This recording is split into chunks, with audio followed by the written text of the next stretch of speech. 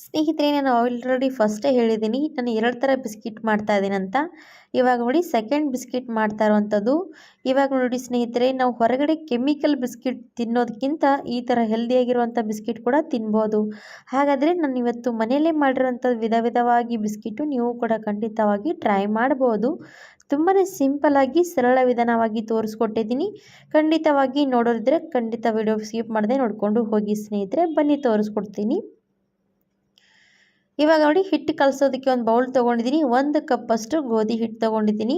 ನೀವು ಯಾವುದಾದ್ರೂ cup measurement ಮಾಡ್ಕೊಂಡು ತೊಗೋಬೋದು, ಇಲ್ಲಾಂದರೆ ನಿಮ್ಮ ಮನೇಲಿರುವಂಥ ಕಪ್ ಅಳತೆ ಮಾಡಿ ಕೂಡ ತೊಗೋಬೋದು.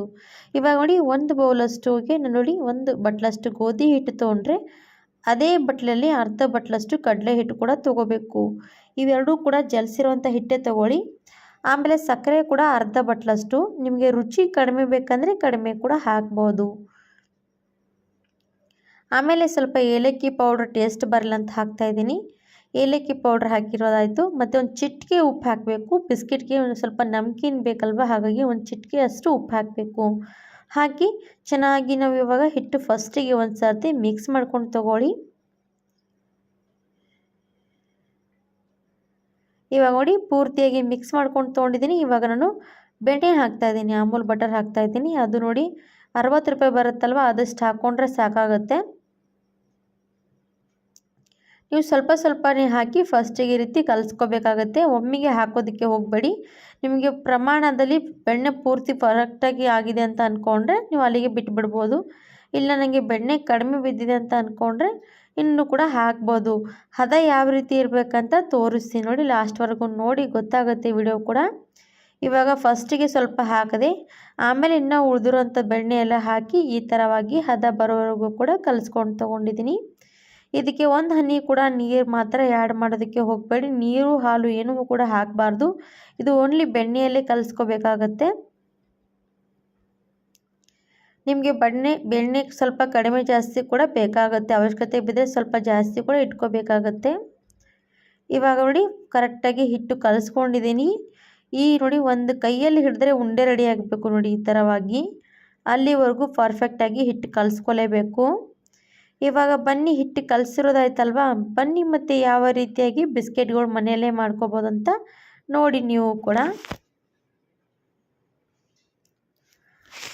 ಬಿಸ್ಕೆಟ್ ಮಾಡೋದಕ್ಕೆ ಮನೆಯಲ್ಲಿ ಅವನ್ ಬೇಕಂತೇನಿಲ್ಲ, ನಾವು ಕರೆಕ್ಟಾಗಿ ಮನೆಯಲ್ಲೇ ಸ್ಟವ್ ಮೇಲೆ ಕೂಡ ಮಾಡ್ಕೋಬೋದು ಯಾವ ರೀತಿ ಅಂತ ನೋಡಿ. ಇವಾಗ ನೋಡಿ ಒಂದೊಂದೇ ಉಂಡೆ ಥರ ರೆಡಿಯಾಗಿ ಮಾಡ್ಕೊಳ್ತಾ ಇದ್ದೀನಿ. ಈ ಥರ ಸ್ವಲ್ಪ ಕೈಯಲ್ಲಿ ರೌಂಡಾಗಿ ಮಾಡ್ಕೊಂಡ್ವಿ ಬಿಸ್ಕಿಟ್ ಶೇಪಲ್ಲಿ ಅಂತಂದರೆ ಸಾಕು.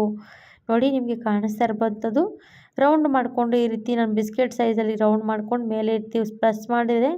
ಆಮೇಲೆ ಚಾಕು ಸೈಜಿಂದ ಸ್ವಲ್ಪ ಕಟ್ ಮಾಡಿದ್ದೀನಿ. ಈ ಥರ ಕಟ್ ಮಾಡಿದ್ದೇವೆ ಅಂದರೆ ತುಂಬಾ ಚೆನ್ನಾಗಿ ಶೇಪ್ ಬರುತ್ತೆ ಬಿಸ್ಕೆಟ್ಗೂ ಕೂಡ. ಒಂದು ತಟ್ಟೆಗೆ ಸ್ವಲ್ಪ ತುಪ್ಪ ಕೂಡ ಸವರಿದ್ದೀನಿ. ಅದರಲ್ಲಿ ನಾನು ಇವಾಗ ಒಂದೊಂದೇ ಬಿಸ್ಕೆಟ್ ಮಾಡಿ ಇಡ್ತಾಯಿದ್ದೀನಿ. ನೀವು ಒಂದು ಅಳತೆ ಪ್ರಕಾರ ಒಂದು ಸೈಜ್ ತೊಗೊಂಡು ಕೂಡ ಬಿಸ್ಕೆಟ್ಗಳು ಮಾಡ್ಕೋಬೋದು. ಇಲ್ಲಾಂದರೆ ಇದೇ ರೀತಿ ಮಾಮೂಲಿ ನಾವು ಕೈಯಲ್ಲಿ ಎಷ್ಟು ಕಡಿಮೆ ಜಾಸ್ತಿ ಆದರೂ ಕೂಡ ನಡೆಯುತ್ತೆ. ಆ ರೀತಿ ಕೂಡ ಬಿಸ್ಕೆಟ್ಗಳು ಮಾಡ್ಕೋಬೋದು. ಈ ಥರ ಚಾಕುವಿನಿಂದ ಮೇಲೆ ಕಟ್ ಮಾಡಿದ್ವಿ ಅಂದರೆ ತುಂಬಾ ಚೆನ್ನಾಗಿ ಕಾಣಿಸುತ್ತೆ ಸ್ನೇಹಿತರೆ ಬಿಸ್ಕೆಟ್ಗಳು.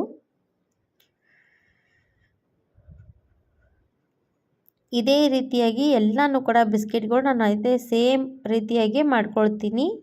ಇವಾಗ ಈ ಥರವಾಗಿ ಎಲ್ಲ ಕೂಡ ಬಿಸ್ಕೆಟ್ಗಳು ಮಾಡ್ಕೊಂಡು ಆದಮೇಲೆ ಮತ್ತೇನು ಮಾಡಬೇಕಂತ ಕೂಡ ತೋರಿಸ್ತೀನಿ ನೋಡಿ. ಎಲ್ಲ ಕೂಡ ಬಿಸ್ಕೆಟ್ ಮಾಡ್ಕೊಂಡಿದ್ದೀನಿ. ಈ ತಟ್ಟೆಯಲ್ಲಿ ಎಷ್ಟು ಹಿಡಿಯುತ್ತೆ ಅಷ್ಟು ಇಟ್ಕೊಂಡಿರೋದು, ಸ್ವಲ್ಪ ಸ್ಪೇಸ್ ಬಿಡಬೇಕು. ಇವಾಗ ಮೇಲಿಂದ ಸ್ವಲ್ಪ ಹಾಲು ಈ ರೀತಿ ಹಚ್ಕೋಬೇಕಾಗುತ್ತೆ. ಹಾಲು ಹಚ್ಚೋದ್ರಿಂದ ಬಿಸ್ಕೆಟ್ ಮೇಲಿಂದ ತುಂಬಾ ಚೆನ್ನಾಗಿ ಕಲರ್ ಬರುತ್ತೆ. ಎಲ್ಲ ಬಿಸ್ಕೆಟಿಗೆ ಸ್ವಲ್ಪ ಈ ರೀತಿ ಹಾಲು ಸವರಿ.